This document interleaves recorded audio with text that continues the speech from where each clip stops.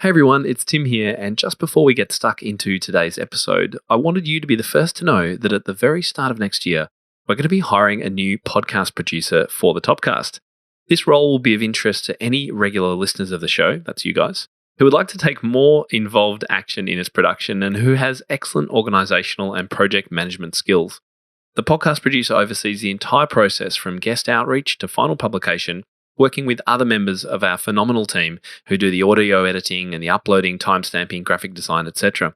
So if you're interested, please register that interest at topmusic.co/producer, that's /PRODUCER, and stay tuned for more announcements in early January. I think the teachers of the arts have a little bit of a different challenge if they decide to accept it. Not that a science teacher can't interact this way, but because we're dealing with emotions as an artist, we have a prime opportunity to really impact our students as human beings. So I'm not interested in teaching the subject of music or piano. I have the skills to do that, and certainly that's how most people see me when they first hire me as their piano teacher for their child.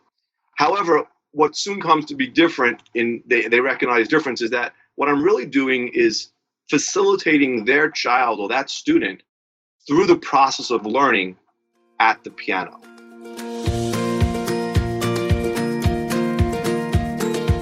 Well, welcome teachers of the world back to the Topcast. You're listening to episode number 221. This is actually our last episode of the wonderful year that has been 2020. But we're finishing with an absolute highlight. This is actually a From the Archives episode where we're going to be stepping back and revisiting one of our early episodes with one of our favourite guests who I'll introduce you to and talk about a little bit more in just a moment. Now remember that our transcript and all the links you need, as usual, are available at topmusic.co/episode 221. So my guest today, as I mentioned at the end of last week, is Nick Ambrosino. Now, teachers turn to Nick to learn how to become master motivators who nurture their students to exceptional levels of achievement and accountability while reigniting their own passions as professional educators while gaining a sense of fulfillment in the process. As a learning specialist, coach and speaker, Nick is renowned for his work on creating growth in accountability, self-motivation and self-esteem. Nick is currently in 2020 working on a screenplay and a new book on relationships. And in this episode, you're going to learn a number of very cool things. And as I said at the end of last episode, some of the things that Nick has taught me has changed my view of teaching and the ways I teach, and two, even some of the things that I say. He's that powerful. So in this episode, you're going to learn about why you should start thinking of yourself as more of a facilitator, not as a teacher, and what the difference is. You're going to learn about using compliments wisely and how to start lessons in the right way. When it comes to speaking and the words we use, you're going to learn why you should exchange buts for ands in your comments after students' performances and how that impacts their playing and also their reception of the feedback you give them. You're going to learn about how Nick applies Goldilocks to piano practice, why you should think about getting your students to write their own assignment notes, which a lot of us are doing now, of course, due to online teaching, which is great, and how teaching piano is similar to sanding wood. Could you believe it? Nick Ambrosino has two unique books out about piano teaching. One is called Coffee with Ray, and the other is called Lessons with Matt. Have you read either of these books? If not, then definitely check them out. They are not your standard teaching textbooks. They're presented as novels with lots of teaching tips hidden inside the stories. And of course, we all know that storytelling and listening to stories is one of the best ways to absorb and learn content.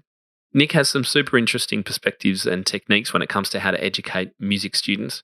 For instance, as I've said before, he believes we should see ourselves more as facilitators, not as teachers. We're helping our piano students on their journey, but a lot of the progress they make or don't is done when they're on their own at home.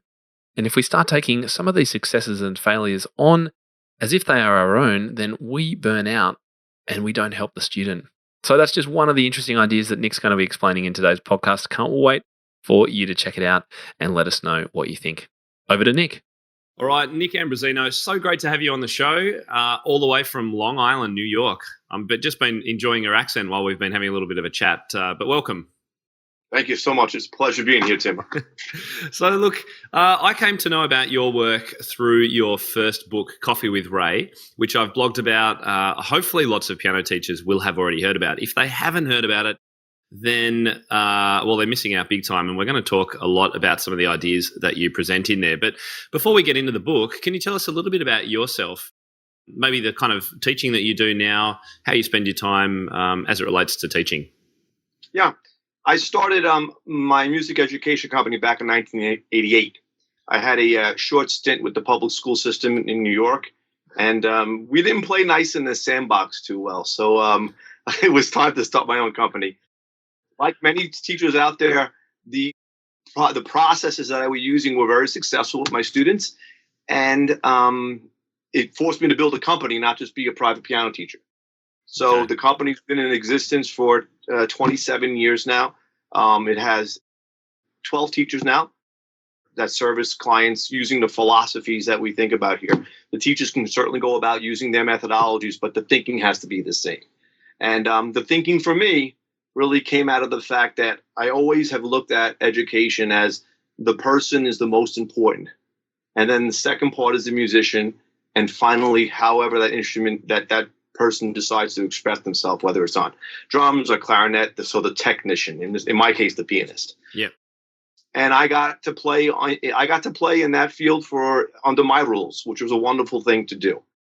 I have my degree in music education. I was trained classically. I'm not in conservatory, but we went to music education, and but choose to do jazz and rock and roll and stuff like that. There you go. Very cool. So, actually, I was just thinking, you're still running that studio? Yeah. Yep. Yeah. We service. I've worked with kids from ages 2 years old, and now oldest student now he's 92. Fantastic. So we still run that. The name of the company is Music Simply Music, and yeah. Great. Cool. Okay. Well, so how did you come? Because a lot of us are obviously teaching and doing all the stuff that goes along with that, but not many of us have decided to write a book. So how on earth did you go from being a teacher and running your studio to writing a book? Well, after being hounded by many people who said, hey, you know what, you got to put that in a book. You got to put that in a book. And really, I think the thinking is for many of us is that, hey, we're not really doing anything special. We're just doing what makes sense for this student. And for me, it was really that process for me for a long time going, well, listen, anyone can really figure this out. This is, if you just, take a second to think, way X doesn't work. We need to use way Y. Mm-hmm. So really, it was more of a question for me going, did I really have anything valuable to share? And it was actually after about when my youngest son, so I have 3 children. I have a 21-year-old daughter, a 19-year-old daughter, and my son is 14. And when he was my son. He was in middle school, beginning of middle school. I had great respect for his middle school music teacher. We became good friends and all. And there was one time I went in there and we were speaking about something and in a way with regard to interacting with the student. And I just rattled off something. We were having donuts over breakfast or something one morning before school started. Donuts? Do you guys really eat donuts for breakfast over there? What else do you eat? That would be like donuts and bagels. That would be like what I would expect from an East Coaster. Yeah, bagels, of course. Absolutely. Love it. Sorry, go on. So after she said that to me, I actually turned to her and I said, hey, Jen, I said, this isn't anything special. She goes, it may not be special but it's how you're saying it. Yeah. And it really deserves to be put in a book. And that was the thing that pushed me sort of over the edge and went, you know what? I'm tired of people asking me to write a book and me telling them, no. So I'm going to shut them all up and I'm going to write the darn book. And look, we are so glad you have. I've never come across, it's a really special book for me because there are so many textbooks out there, right? How to teach piano this, Chopin that, Beethoven sonatas, all this kind of stuff. And they're all textbooks and they're all very dry. They're fascinating in their own way, but they're very dry. You've taken that, these incredible ideas, and a lot of them are a lot better, I think, than what are in a lot of other books. These concepts of pedagogy and effective teaching, and you put it into a story.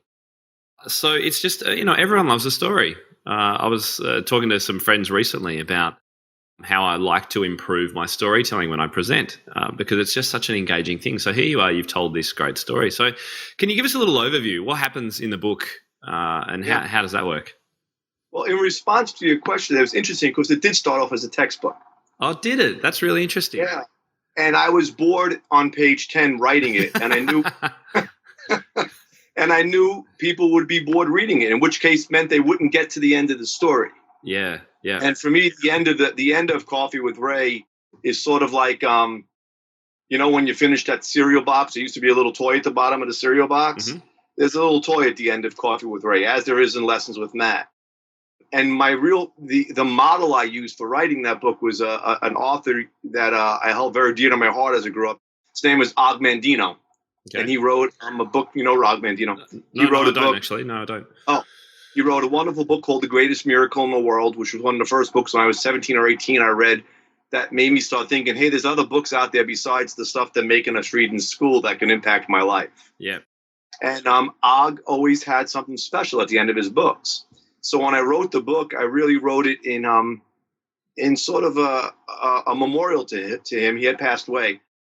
So I wanted to write in his style, and he was a storyteller. And my feeling was that if it's a good story, you're going to want to get to the end of it, so you're going to read the whole book. Absolutely. So that's why it came to be the way it is. So I'm glad that it impacted you that way. Oh, 100%. It is so different, and your writing style, it captured me. Loved it.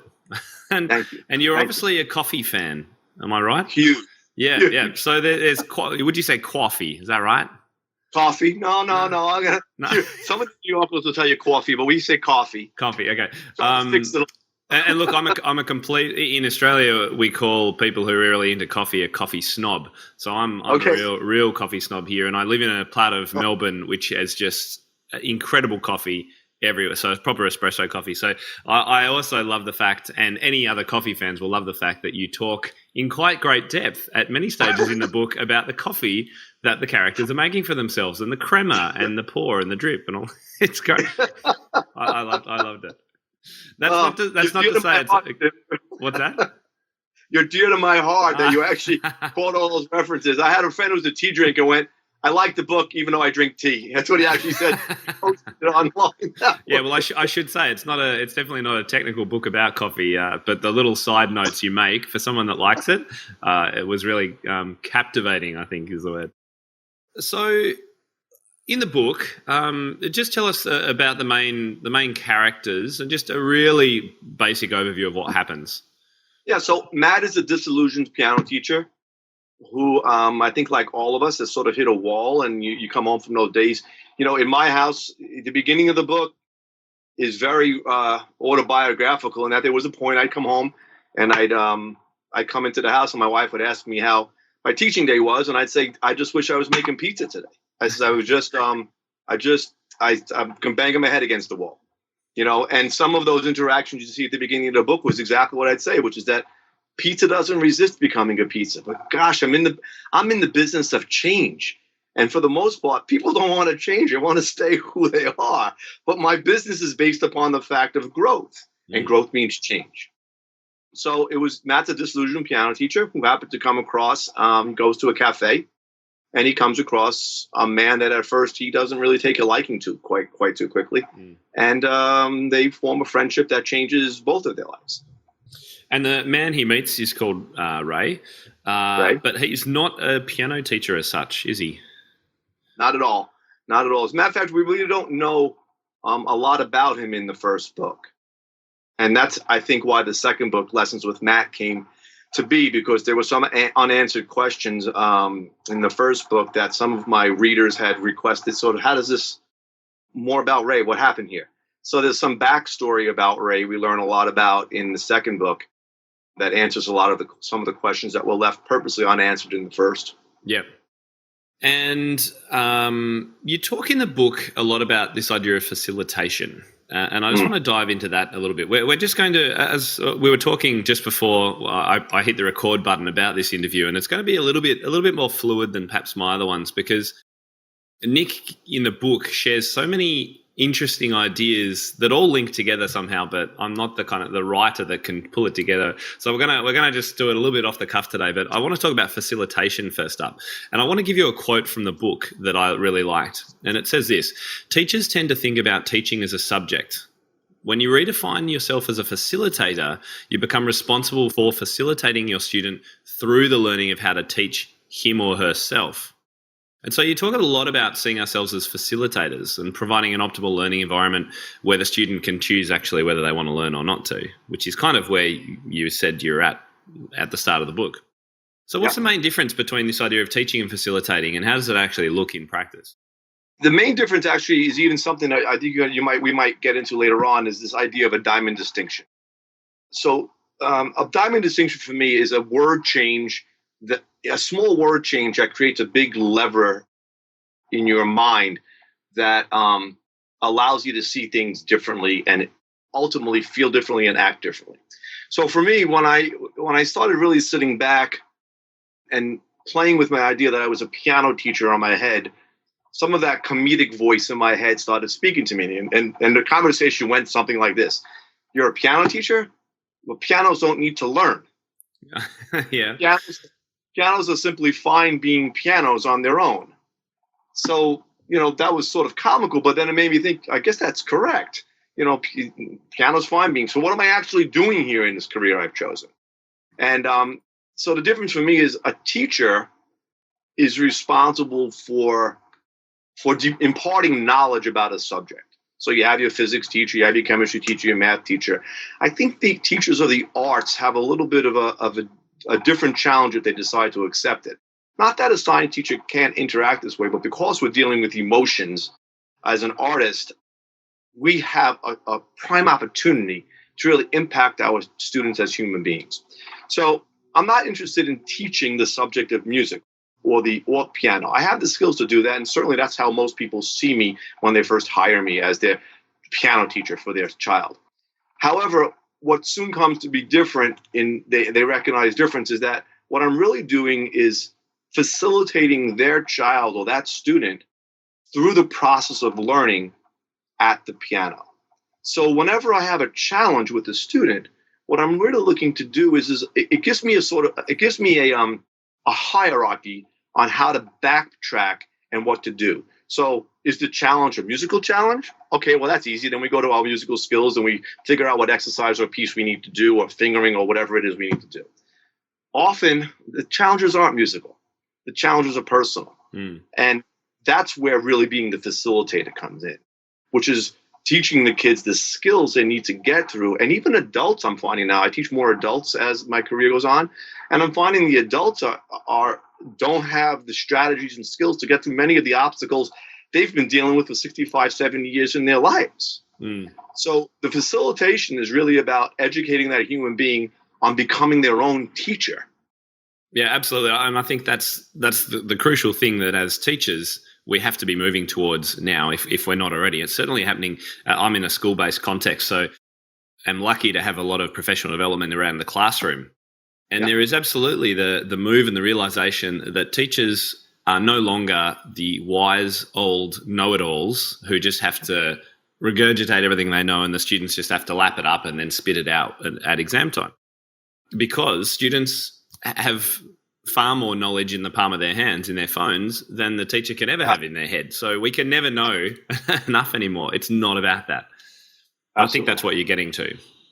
Yeah, I think you're right. If they need facts, they can go to Google and search it online, right? But what often, and especially, it's become disconcerting to watch some of this generation, the millenniums, deal with this. What they often don't know how to do is what to do with that information. Yep. So, there's a wonderful book out there now named "How to Raise an Adult" that I think I wrote a little review for online. And one of the things she speaks about is that often the students today are algorithmic machines. If you give them something to do, they will do it for 1,000 times an hour. But if you ask them to create the path from point A to point Q, they're lost because they don't know how to learn. And for me, if my kids become musicians, that's fine. I mean, if they become professional musicians, that's fine. That's not really what my goal is at. I want them to have the gift of music, but more importantly, I want them to have the skill sets to achieve whatever it is that's important to them in their life. And I get to interact with them in a way to do that, disguised as a piano teacher. Yeah, it's cool. Hey, I want to pick up on something you were talking about, and you mentioned a lot. You do a lot of this in the book, and I'm a huge advocate for word usage, and this comes up over and over again in the book about how you use words properly in teaching. So I picked up as I was reading a few sort of things that you contrast in there. The word or the experience of reacting to something versus responding is something that you explore.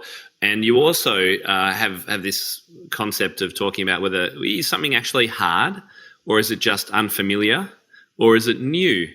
And how using the different words affects your take on your ability to do those things. So are you able to talk to that for a bit? Yeah. You just brought up what we were speaking about earlier, is that idea of a diamond distinction, right? Yeah, that's it. That little word, that little word change that creates a completely different headset, So for years, again, I heard we all hear it. You give a kid a new piece and he goes, "This is too hard."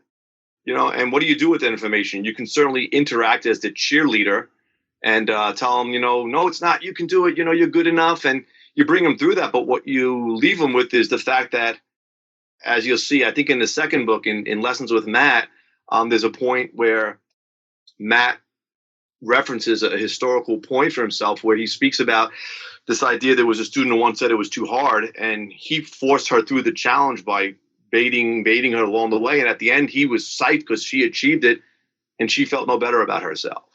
And that's autobiographical, because I did that at the beginning of my career. I was the cheerleader. I jumped around the sides and went, "Yes, you can do it. You can do it." And we forced our way through. And the student turned to me at the end. I was shocked because she wasn't happy. "I can't believe you're not happy. You said you couldn't do it. We can do it." She goes, "No, we didn't do it. You did it." And I'm like, oh my goodness, I just supported her in her belief that she wasn't good enough to do it herself. Time to sort of rethink this. So, the rethinking is, hey, what is it really hard? I mean, is hard really the accurate word? And for me, hard has this feeling of it questions my potential. When you say, if you say to yourself right now, you say, "Hey, this is too hard," that feeling is a stop sign inside. And I'm not interested in stop, right? Can you feel that? This is too hard. Wow. Guess I'm not good enough, and all the stuff that goes along with that, right? Yeah. I'm not interested in stop signs. I'm interested in at least yellow lights or green lights, or yield signs. Hey, this is new and unfamiliar. If you say that, that's a different feeling. Yeah, it's more like there's an exploratory thing going to happen next, sort of thing, isn't it? It's like, there's an explore. Yeah, isn't there a little bit of an invitation there? There's a little bit of there's an invite. I might be able to do this, and that's what that's really important to me, is that, hey, just that one little tool. It's interesting because my son was the youngest person to read Coffee with Ray. He's also the first person to realize it was a chronological problem. And after the book was to print, my wife goes, "Nicholas has to talk to you." I'm like, "Well, what's the problem?" He goes, "He's afraid to tell you about something in Coffee with Ray." I'm like, "What do you mean?" "What's going on?" He goes, "Well, I don't know how to say this because you printed the book already, but there's a chronological problem on like these two chapters." And he was right. Oh, really? So, yeah, he's going to be my new proofreader for the next book. Okay. But the point is that I went to his school, and at the beginning of last year, and he had written a poem about himself called "I Am." And one of the things in one of the stanzas of the poem, and a huge moment for me as a dad, was that he said, "I know there's nothing too hard that I can't do, but everything is just new." Oh, wow. And I was like, wow, my own kid's getting that. That's awesome, Yeah, that's great. And so that's the distinction for me. I know one of the things you had mentioned is even the difference between a compliment and a validation. So another distinction. Yeah. So I'll help you bridge that and segue that, okay? Okay, over to you. So for me, a compliment has a judgment attached to it. There's hey, that was really good. It's also sort of knee-jerkish and sort of just you're throwing it out there. There's really no interaction. There's no stickiness to that to a kid, especially if it's a kid who hasn't yet built his own self-esteem. Yeah. Okay. Now, I want people listening to really take note of this, because I think we all do this. Hey, great job. You played that so well. It's like and I've blogged about the fact that it comes out too fast for me. I have to stop myself saying good when they finish playing something, even if it was rubbish. It's just like an automatic, I'm a positive person. Students like good feedback. So that's a compliment, right? Good job. Yeah. Yeah. And that's okay. And we'll go back. Remember, on the side note, we'll go back to the idea about good feedback in a minute, because I think there's something important in there. Okay. So for someone who doesn't have a strong sense of self-esteem, if I say to them, let's just take it out of music context for a second. Hey, I like your that's a nice shirt. Mm-hmm. They'll say something like, I got it on the sale rack, or my mom bought it for me. They just don't know how to accept the fact that there's something good there, right? But a validation on the flip side of that, one, it takes a little more thought on the part of the teacher, and two is it gets to stick to the student who doesn't necessarily have that belief in himself.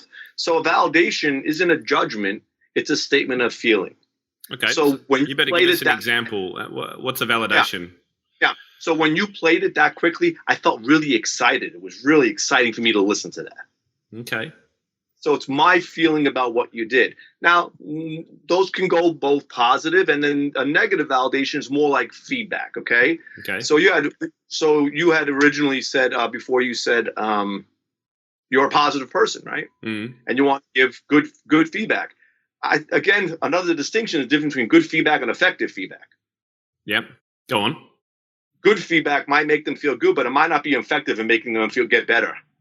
Okay. Yeah. Right? So I don't feel my job is really to make them feel good. That's their job. My job is to provide them a course by which they can grow. My job in my relationship, even with my wife, isn't to make her feel good. Is to provide a nurturing environment in which she can choose to feel good or not, but that's not my responsibility. Yeah, okay. And for our students, an environment whereby they can do the things that they need to make them feel good about themselves and their performance. Yeah. And when they don't, they get honest feedback from me. And that certainly you had mentioned about relate, create, educate, right? Yeah. So this applies to that, simply because you can't give honest feedback to someone who doesn't feel you're acting in their best interest, because they're going to get defensive. Okay. So often teachers are so interested in educating first that they forget there's a process here. One is that you have to create a level of rapport, a level of relationship with someone. So there's a trust and a faith that you're going to act in their best interest. Yep. Then after you do that, you create an environment of learning readiness together. And then you can finally educate. Every good salesman understands the relate, create, educate process. Because if you walk in and they try talking to you about their car that you're trying to buy and the engine size and how fast it goes, and don't create relationship with you, and meanwhile you're looking for a minivan because you have a family of 7. They miss. Yeah. They miss and they're showing you the motorcycle. Yeah. Exactly right. Yeah, that's right. I go so fast. I don't need it to go fast. I need it to go safe. Yeah. Yeah. Right? That's right. So the same thing with this is that for me, that I spent an incredible amount of time first letting my students know that I am an advocate for their potential, and I will not support them in anything less than that. An advocate for their potential. I like that. So when they tell me they can't do something, I will go, okay, so what do you want to do about that? Do you want to just give up, or do you want to figure out how to do it? So the whole idea of that validation is I wanted to stick to them. And if I have to do a feedback, you had spoken about feedback, that's not necessarily positive, they'll know if I'm lying. So why would I want to do that to them? If they played a piece like rubbish, like you had said, which is a word we never use here, so I'm going to use it a lot, I think. What do you use? I use trash, yeah? Yeah, we use trash or but garbage. You wouldn't use it. Oh, you'd say garbage in that context. That's garbage. Yeah, that's right. If they play it that way, I'll look at them and I'll, especially, certainly not with the younger kids, there we're going to be a little bit more, I think, a lot more lenient about that. Mm. But as you get to your 12-year-olds, they need honest feedback to become. So I'll look at them. I go, listen, I know you want me to tell you that was awesome, but you're also smart enough to know when I'm lying to you. So do you really think that sounded awesome? That we got to celebrate? And they're honest. No. Yeah. Okay. So what do we got to do next? Yeah. So it sort of removes this whole idea that I got to go around. If you look behind me, this plate. Can you see this plate? I can. Yeah. It's a Right, so it's one of those bright clown green plates. plastic plate by the looks of things, is it? Yeah. Yeah. It's one of those things the clowns spin. Oh, yeah. Okay. You know what I'm talking about? They spin them on a stick. Yeah. I use that. No idea why that's in your your room though.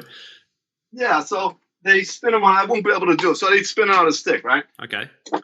So I start one of my seminars over that because my job, I got tired of running around spinning my students' plates, motivational plates.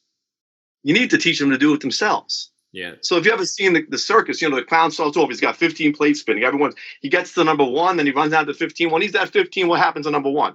It's about to fall over. He's got to run back, right? Exhausting, right?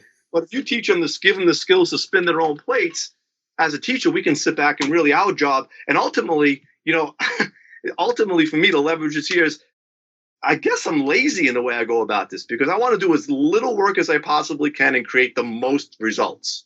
Mm-hmm. Well, that's only sensible, isn't it? It's great, right? Work smarter, not harder. Yeah. Yeah. So as a teacher, we're emotionally. I mean, how many teachers you come to the end of the day, you're emotionally spent. Yeah. I mean, your emotional bank account is at zero, and you're hopefully going to be able to recharge by your next day. That's not acceptable anymore. The reason it's at zero is because you're taking too much of what belongs to the kid and taking it to yourself. And it needs to belong to the student. Yeah. And now that's not to say that we're not responsible for providing them with the skills to navigate that minefield, but I'm not responsible for walking the minefield with them. I'm responsible for telling them where the mines are, how to diffuse the mines. They can feel free to step on one if they want, but that's not my responsibility. Okay, so let's put it into a context. And I'm sure we've all had these students that hit sort of 13, 14, 15, and their motivation, they'll either skyrocket or some of them will go really down. And you get the kid that comes to a lesson, they haven't done anything, and they kind of just sit there and you have to spend all your time. Well, I do anyway. This is my natural thing with those guys is like, oh, wow, it's great that you're here today. And how was your weekend? And, oh, let's get into this piece. And they're like, So I'm doing all the plate spinning. So how do you actually change that around? That's a wonderful question. And I knew we were going to get here at one point. So the first thing is most teachers will start the lesson with choosing a piece, right? What are we going to do first, right? I don't do that. So for me, everything is motivated by feelings. So one, and again, a student taught me this, which is I came into a lesson and the kid didn't, this is early in my career, kid hadn't practiced, and I went through the whole, you need to practice to get better. Your parents are investing money. I'm investing time. The whole thing, we all know that little speech, right? We all have that speech. And then the kid said something that was profound to me. He goes, well, I didn't agree on this assignment. You just gave it to me. Right. And I went, oh, checkmate. He won just now. He's right. Yeah. He's right. I gave him a bunch of responsibilities that I thought were appropriate, but he contractually did not say yes to. Okay, so we're going to go about doing this differently. You're going to make up your assignment this week. So when you come back next week and try to do that again, which is basically... Tim, for me, I see myself, I hold a mirror for my students. I don't want them looking at me for the problems or the successes. I want them looking in the mirror for both. Okay. Mm-hmm. So when a kid goes, no, you made me do that, it means the mirror's not there anymore. And he's not looking at really the causes potentially of his success or their lack of. He's looking to blame me. Look at yourself. Okay. So I really want to be that person who holds the mirror in my lessons. So we start. I don't know what your week is going to look like this week. I say to the students, I certainly know what the next courses for you are curriculum-wise in music, but I don't know how much is going to really be good for you. So based upon your week, and 15 years old, we got lots of tests happening in the United States. I don't know what it's like in Australia, but we got a lot of tests. There's a lot more responsibilities. The sports schedules are getting crazy. Some kids are away an entire weekend playing soccer and football for you, right? Not soccer? No, if it's the round ball that you kick on the ground, that's soccer. Right. Oh, it is. Okay. Yeah. So we have something in common now. Yeah, that's right. So I don't know what the schedule is. Here's what I think you need to do. And I would say, whatever it is, hand separately this page of the piece or this line. Do you think that's appropriate for you? And the student will negotiate. No, I don't think I can do that because my cousins are coming in from out of town and I got 5 tests. Okay. So let me teach you how to set a goal. You want to set a goal that you don't get immediately because there's no reward to that. You're going to be bored. You also don't want to set a goal that the day before the lesson you're panicking because you're not going to be able to achieve it. You want to set a goal that challenges you a little bit, but doesn't bore you. So something that's a little bit intimidating, perhaps, outside your comfort zone. All my students know about the comfort zone diagram, right? So you set your goal, and that's what they do. Now, the next week when we come back, I don't ask them if they practiced or not, because everyone's going to say, any intelligent student will go, yes. And in a minute, we're going to find out, no. That's it. So I'll say to them, what did you feel proudest about this week in your accomplishments? Is this before you've heard them play anything? Absolutely. So I walk in, hi, how are you? What did you feel proudest about in your accomplishments this week at the piano? And one of two things will happen. They'll tell me something they really feel excited about, or they'll tell me nothing. And then if they say nothing, it's a wonderful educational opportunity. Why not? I didn't do anything. Okay, so you don't feel proud of what you're doing? No. Do you like that feeling? No. Do you want to change it? Yes. Okay, so then set goals that are more appropriate for yourself this week.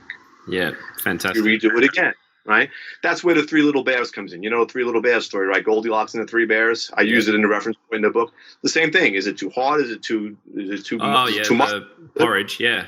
Yeah, exactly.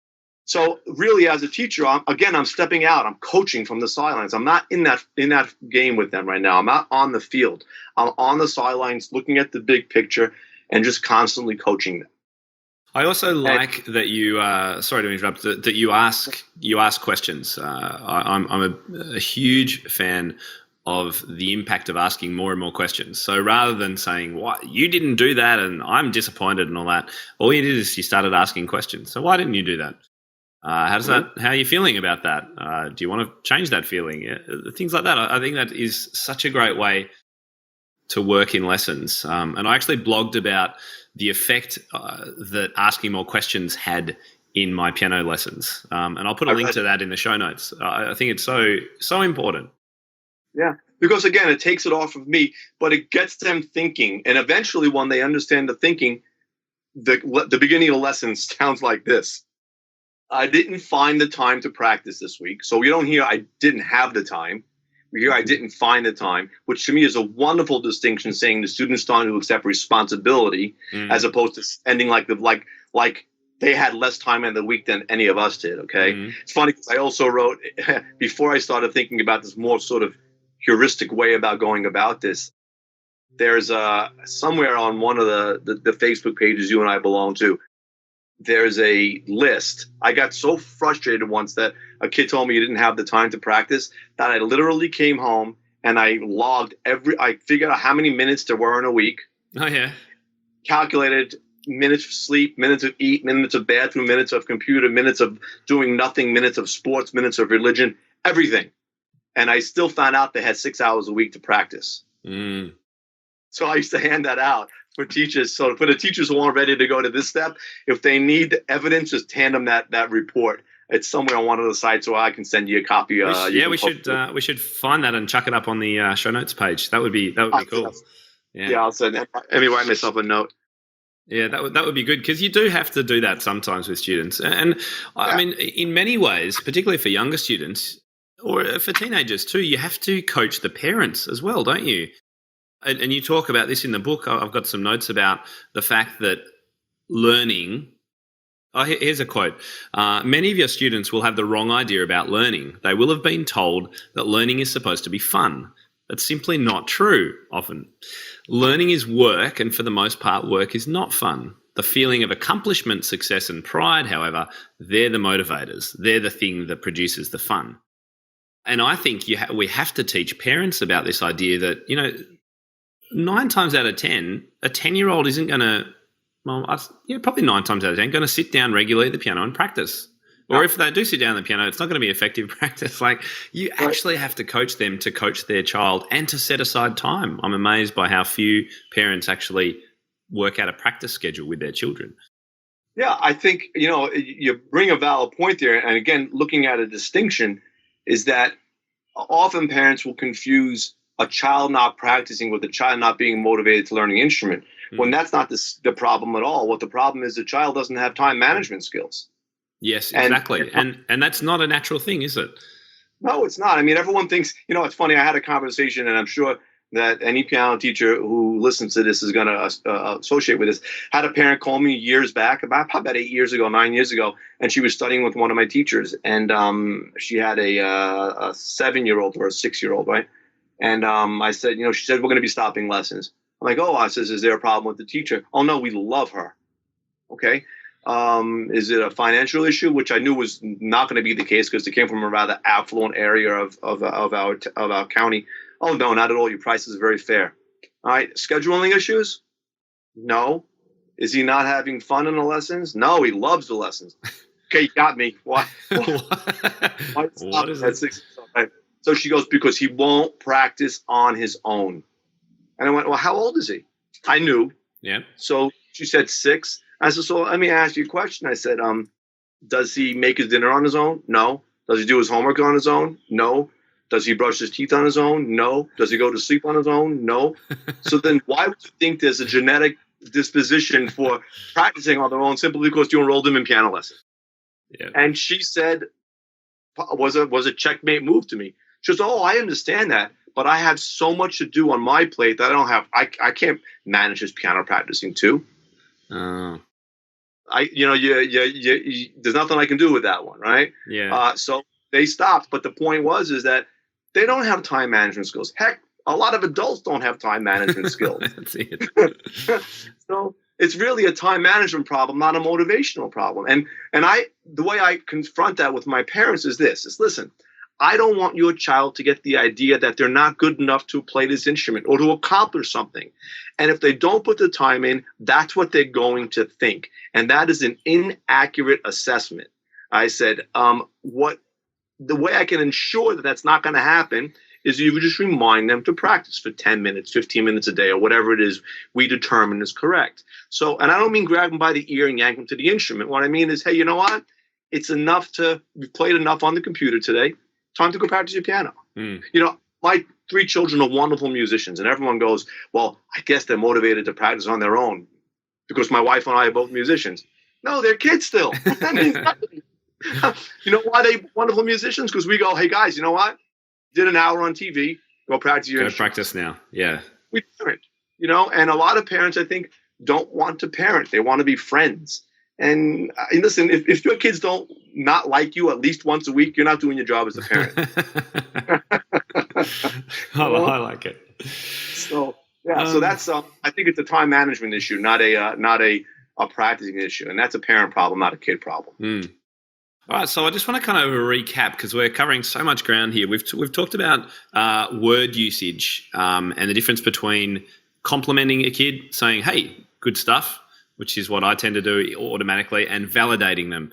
And you gave that example of, saying, I really liked how you put, that big forte in at the end of that piece or something like that. Have I got that right? I just want to clarify. Yeah, you do. It's your feelings about what they did. That's really what it comes down to. What they did, yeah. And I just found a quote about this, actually, that I really liked from your book, and it says this. The point is that if you validate someone's performance, then you often use the word but to create a change in the performance. And the student never remembers what came before the word but. So if you say, hey, that was really good, but I reckon you could go faster in that section or whatever it is. So you then go on to say, if, however, you use the word and as the invitation for a change, the student feels that he has earned the right to go on to the next part of his training and will remember the validation and create the change. Yeah. So that's like saying... So I really liked what you did in the middle section of this. And what about we add some dynamics now in the next section? Is that the kind of thing? You can do that, or I even like to use the word as an invitation, and now you're ready to. Ah, yeah, that's great. So give us an example in context. So, hey, I really like the way you performed, this section of the piece with dynamics, and now you're ready to add it to the next section. Yeah, that's great. I really like that. It's such a positive, uplifting kind of suggestion. Thank you. Yeah, that's really good. My seminars, I say, what comes on the back end of a butt is often crap. Yeah. I even change it when I'm writing. If I use the word but, I'll often try and see if I can change it to and. Yeah. Yeah. Listen, and then I'm not saying that but shouldn't be used. There is a time I think there are time and places that you can be a very, people look at me and they think, well, he's a very soft, gentle teacher.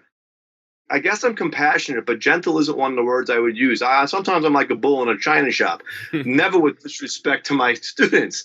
But there are times that it's not pretty in the face of that lesson. When we're dealing with a 14-year-old who just can't find the time to practice, and every week you're coming in there, it gets nasty for a little bit. And what I mean by that is that I believe, often piano teachers, I know when I was growing up, you were motivated by fear.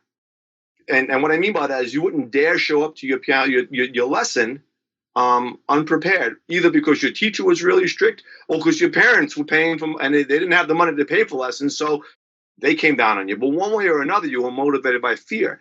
And I think fear is an awesome initiator for motivation, but it's not sustainable. Yeah, sure. So there are times that, with students who are having a tough time, I would say, listen, we've had the same story for 3 weeks. Clearly what's going on right now is not working. And for me, I'm getting bored now sitting here listening to do this over and over again. So we need to come up with another process. I'll make some suggestions. You tell me which one will work best for you.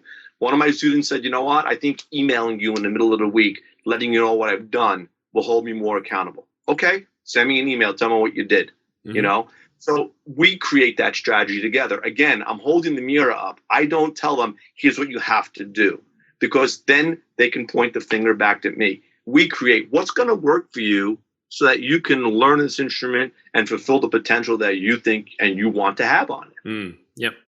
And I was going to get to that because that was the next thing we talked about, was this idea of actually teaching students how to set goals for themselves. So instead of us holding the music diary, we call them over here, or assignment books, you guys call them, and starting to write. And sometimes, I've put my hand up and say, I've written stuff and not even told them what I'm writing sometimes. And then I expect them to go and not only do it, but read it as well. Yeah, they don't read it sometimes, right? Yeah, that's right. I know. So, and I have with a few students, and in fact, one of my students recommended I do this because we did it in a lesson. I just handed the book over to, it was a him, and he started making his own notes, and he said, yeah, I should do this more often, shouldn't I? Yeah. And I said, yeah, I reckon you should. I should probably do it with all my students. So, and it takes a little bit longer, but you know what? It's going to have a better outcome, I think. Yeah, I agree with you, especially that most kids don't look in their book or what their assignments are. It does take a little bit longer, but you're adding another 90 seconds to the lesson, but your results, the payoff, the return on investment for 90 seconds to me. And the other thing for me, I know, is my handwriting when I'm writing fast is illegible. Yes, as is mine. I can't even read my own notes, and I'm asking them to read them. Which again plays into I know you wrote the assignment, but I can't read your handwriting. Yeah, that's it. I want to remove myself from that. So you write it, I can't read their handwriting, but as long as they can, I don't really care. Yeah. And that was a great segue to your idea of motivating. So you had the clown spinning the plates, and so I remember that analogy. And then you also had the vision you had in my head was you holding up the mirror as you're sitting next to them at the piano and trying to get them to realize that everything that goes on is about them, good and bad, not about you. Yeah. It's funny because even when they do something wonderful, one of the things I want when I'm validating them, like you'll see that, the kid will practice and look up at you with that wonderful smile of success, right? And often I think we miss a key opportunity to anchor that emotion. And we'll say, hey, I really like the way you play that. For me, it's more. There's so much more we can use that moment for, which is, I love the way you played that, but you know what I love even more is that smile on your face, because it tells me you're proud of what you did. And that's more important than anything anybody else can say to you. Yeah, I really like it. I think I'd like to come and have some lessons with you, Nick. But it's a really caring kind of approach that you have for students, and I think it's so important. It really is. But caring, but not, but still expecting, good progress and all that kind of, like, it's not slack. No, it's not. It's not fluff. Really, I think the reason I do that is because there's going to be a day that kid is going to do something great and feel proud. And some boss isn't going to recognize it, or some teacher's not going to recognize it. And they have to be able to look themselves in the mirror and go, you know what? Regardless of the world is giving me accolades for my accomplishment, I feel proud of me. That's it. Now, in your second book, Lessons with Matt, there's this great little section, and people who read your books will find that you have these fantastic metaphors and analogies. So the main character, for whatever reason, is sanding. So using a sanding pad on a boat. And you talk about this idea of going with the grain and against the grain and the effectiveness of this. So the quote I picked up was, and I'll tell you why I'm talking about it. People are probably thinking I'm bonkers talking about sanding a boat. But anyway, it says, the quote is, by moving in the natural direction of the wood, you're respecting its unique qualities. And there's a fine line between healthy motivating stress and the distress of too much resistance. And as soon as I read this, I remember thinking about the teachers that I know, often much older, and those very experienced, wise old sages that people might go to, even at my kind of age, to get, some more experience. Mm-hmm. And they're the ones that go, you've been so badly taught, you need to start again with me by my method. And to me, that just reminded me of this idea of, here's the grain, and this is someone going exactly opposite the grain and just creating from the start this, terrible resistance. I thankfully haven't had that experience, but I do know people who have. They've gone to, supposedly an amazing teacher who's just said, nah, your technique is awful. You need to start again with me, and it's going to take years, sort of thing. Whereas I've luckily had great experience with teachers going, here's where you're at, and I'm going to take you on from there. So I think, what you thought about that. This is an amazing teacher. I would question whether that's an amazing teacher. Probably an amazing performer. Yes. But an amazing teacher wouldn't try to make a fish an antelope. If you're a fish, you're a fish. You're an antelope, you're an antelope. Yep. Yeah, that's it. I mean, unless, of course, there's something chronically wrong. Of course. If you went for pain, yes, if you're going there. Yeah, that metaphor actually, again, a lot of what you'll read in the books is autobiographical for me. And that metaphor came because when my wife and I redid our house over in 2001, the budget ran low, it ran over, and we had installed these wooden banisters going up the stairs. And we couldn't afford basically to have someone come in and sand them and coat them and all. So my father-in-law, who was a contractor, said, hey, Dad, how do I do this? Because I really wasn't handy until I started having my own home. And he goes, oh, you just start with a coarse grit paper, then you wipe it down, you do a medium paper, and then you do a fine, and you do a steel wool. And I'm sitting there sanding, and my brain it was almost like a mantra to me. It was meditative to just sand. And he said to me, and go with the grain so you don't ruin the wood. And I'm sanding, and I'm sanding, and I'm thinking as I'm sanding, well, this is just effective teaching, because what you're doing to the wood is you're training it to be polished. Yep. You can't polish with one type of grain sanding paper. Exactly. That's right. Yeah. So it's the same thing with the student. And it plays into the idea that for me, all education, no matter what you're learning, effective education goes from general to increasingly more specific as the learner's proficiency grows. So, it's funny because I remember my first golf lesson, and he was a wonderful golf player, horrible teacher, because he stood me in front of the ball and gave me like 19 specific things to do before I swung the club. And my brain is just spinning with all this information. And the only thing I really wanted to do was hit that stationary ball forward. That was it. I didn't care what I looked like doing that. As I got better, the specificity of the instruction became more detailed. And I often think that teachers, when you're experiencing resistance from a student, it's often because the specificity of the task, it's too specific. Specificity too specific. Yeah. The task itself is too specific for that student. And we need to sort of back out a little bit. It's sort of like when you ever look through a telescope. Yep. Okay, so you have the small viewfinder that gives you an approximation in the sky, and then the big viewfinder that gets you zooming in, right? Oh yeah, so you point it in the right direction first, and then you zoom in. Yeah, it's this constant macro micro feeling when I'm teaching of getting in tight and then backing out, looking at the result. Getting in tight, backing out, looking at the result. So that's what that sanding is for me, is this idea that we go from a general proficiency, a general accuracy, hit the target. We don't have to care if it's a bullseye right now, just hit the target. And then we'll start to shape that as we go along. And the key that you're not doing that is that you feel frustrated as a teacher and the student feels frustrated. And frustration, it's going to be a part of learning, but it shouldn't be a part that stays with you. It should be something you recognize and then you adjust to immediately. Yeah. Now, you mentioned golf before. There's a lot of sporting metaphors in particularly the first book, Coffee with Ray. Why did you choose to use sporting practice metaphors? One was because when I wrote some of that chapter, I was taking my son to a baseball place to learn how to hit.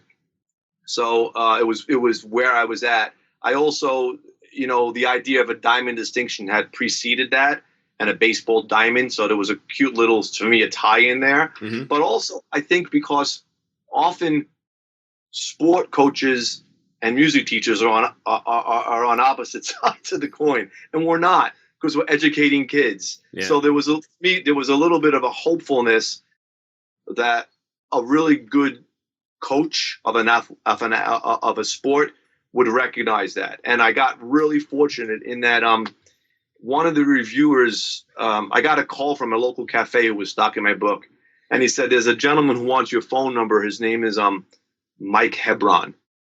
I know Mike Hebron. My son, he runs the golf school up here. I says, give him my number. So Mike Hebron happened to go on the top 10 PGA teachers of the year.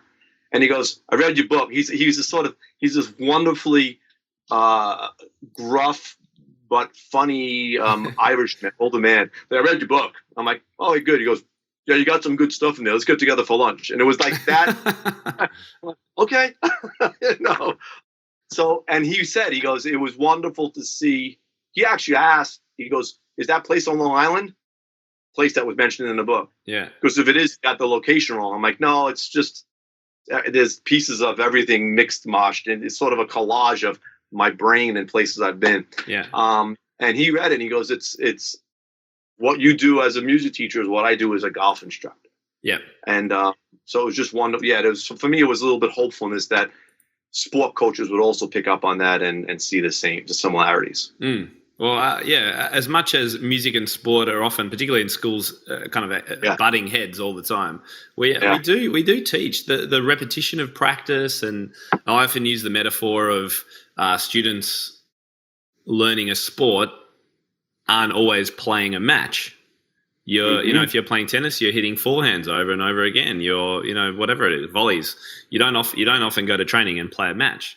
So in piano practice, you've got to do the practice before you play the piece, sort of thing. So I think there's a lot of connections between sport and music. Perhaps that's why another reason I enjoyed the book. Hey, I can't believe it. We're almost up to an hour. It's been so great talking to you. I just wanted to finish with a quote from Lessons with Matt, which is one of my favorite, and I think it's a kind of good way to sum things up. It's about dreams and goals and things like that. But before I do that, was there anything else that you reckon we've missed in our conversation today that's kind of crucial? Yeah, I guess for me, the most important thing is, we're out there for our students as teachers. And if you're doing it, you're putting a lot on the line. If you're a teacher with integrity, you're putting a lot on the line every time you go out there. And one of the things I see often is that teachers, they get tired. And anytime I speak to teachers, it's always my message to them at the end is, this is all important for how we work with our students, but we can't give what we don't have. You've got to take care of yourself in this process too. You've got to be kind to yourself in this process. Often when teachers start trying to institute and put these ideas to practice, they get frustrated because their responses are latent. They'll walk out of a lesson and go, "Oh, I should have said that." And to me, it's, well, no, you did the right thing with the skills you have. You'll never listen. I honestly believe that as a teacher, you'll never choose incorrectly based upon the data you have and the skills you have. Now, a second later, you might have new information, new data, and a different set of skills, and you might look back a second and go, "Whoa, what was I thinking?" But at the moment you chose, whether you were fully frustrated, whether you were lack of sleep, you chose accurately. It might not have been as effective as you had originally planned. So be kind to yourself in the process. Know that just as your students are growing, I'm hoping you're growing also. And don't shy away from the kids that are hard to teach. Anyone can teach the kids who are easy, but I didn't learn anything from the kids who are easy. I learned all this stuff from the kids that challenge me. We ask our kids to take challenges every day and grow. Well, their playing field is the music they get to do. Our playing field is the teaching we get to do, or the facilitating we get to do. Take the challenges on and learn yourself as well. Yeah, I love it. We are very hard on ourselves quite often. The quote that I found that I really loved, it's not specifically about teaching at all, but resonated well with me. It said this: your dream becomes your wish once you think about it. Your wish becomes your goal once you write it down. Your goal becomes your commitment when you give it a deadline. And your commitment becomes reality once you pave the road with the bricks of your labor. It's like absolute poetry to me, but so important. And I've always had a very logical, structured mind, and I love writing down goals and ticking off lists and things like that. So I thought that was really, really nice way. And I think that was in your second book, Lessons with Matt, at some stage. So yeah, look, fantastic. It's been so good chatting with you. I think I could continue it on for a while, but let's wrap it up now. Can you tell everyone where they can find out more information about you and your books? Sure. You can go to Amazon. If you type in Nick Ambrosino, or if you type in Coffee with Ray and Lessons with Matt, those books will come up there. They're available in Kindle version, in hard copy. They're also available on Smashwords and Goodreads for downloads. And then I also have a website, nickambrosino.com.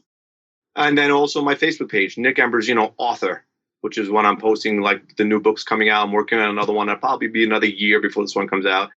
And some people have requested sort of a workbook for Lessons with Matt and Coffee with Ray. So I'm playing with that idea. I'm not quite sure if it's going to happen, but yeah, that's the best places to reach me. Fantastic. Yeah, I could see some potential in a workbook. And is the book, the next book, is that a continuation with the same characters, or are you moving to something different? Yeah, I'm going to move to something different. I think I've said what I need to say with Matt and Ray at this point. I think they're done. Some of the other things that interest me right now is family and parenting. I had posted something recently in Facebook, and someone said, "That's your next book." I go, "What would it be about?" She said, "Life." I'm like, "Well, that's a nice niche topic." Yeah, I'll just write a chapter. So yeah, it's going to be something there, but it's definitely going to be something about just challenging people to grow and be kind to themselves in the process. Fantastic. I look forward to reading it when it comes out. Thank you, Tim. Nick Ambrosino, thank you so much for your time. It's been great having you on the show. My pleasure. All right. Take care. Well, I hope you enjoyed that revisitation of our interview with Nick Ambrosino from earlier in our podcast career. Let us know your thoughts in our Facebook group. If you haven't joined our Top Music Teaching Facebook group, then head over there now and answer some quick couple of questions and join us. We would love to know if you've read either of Nick's books and what you thought about some of these ideas. As I say, they have changed my teaching and the way I use language for the better, even in my own dealings with my own children and things like that. It's just super, super cool to read and engage with someone so unique and innovative as Nick. So I do hope you enjoyed that. And finally, don't forget to register your interest for our podcast producer role. If this is something that's sparked your interest and you're a little bit intrigued and think you might be the right person for that role, then head over to topmusic.co/producer and register your interests. That's not a firm commitment. That will just mean that we can then send you the details when we go live with the job ad in January, in that second week or thereabouts of January. Well, next week we're going to be kicking off our shoes and heading down to the beach, drinking a pina colada underneath some palm trees. Well, I don't think it may not happen quite that way, of course, with the year that's been, but we do hope you have a wonderful, happy holidays. Get some rest. If there's been any year in the last 10 or 20 that you have earned a break, then it would definitely be 2020. The Top Music offices will be closed between Christmas and then reopening in that second week of January, when we'll have more information about the podcast producer role. And we'll also be re-kicking off our episodes in that first week of January. So we'll have about 1 week off, but we wanted to make sure that if you did want to have a listen while you're on your break, then you will get some new episodes starting in January. Thank you so much for tuning in. I know many of you have listened to almost every episode of this podcast, and we're up to number 221. Next year, we will have been going for 6 years. and invited over 100 guests to the show. It's just been magnificent. I've enjoyed every minute. It's one of the highlights of my week when I get to share these interviews with people. So thank you for coming along for the ride. Thank you for all your support. And as I say, if you'd like to keep in touch with us, head to the Top Music Teaching Group if you're not a Top Music Pro member, and have a great holidays. We will see you back in 2021, and here's to an amazing next year. Bye-bye, everyone. For more information about this episode and to find out how to enhance your own teaching, visit topmusic.co. You'll find everything you need for your studio, from lesson plans to cheat sheets, quick win teaching ideas, and guides on how to build your teaching business. Plus, you'll be connected to a global community of the world's top music teachers. And when you're ready, join hundreds of other teachers around the world by becoming a Top Music Pro member and get access to all our bonus content and flagship courses. And don't forget to follow topmusic.co on social media and subscribe to this podcast wherever you listen to it. That's all for today. We'll see you in the studio.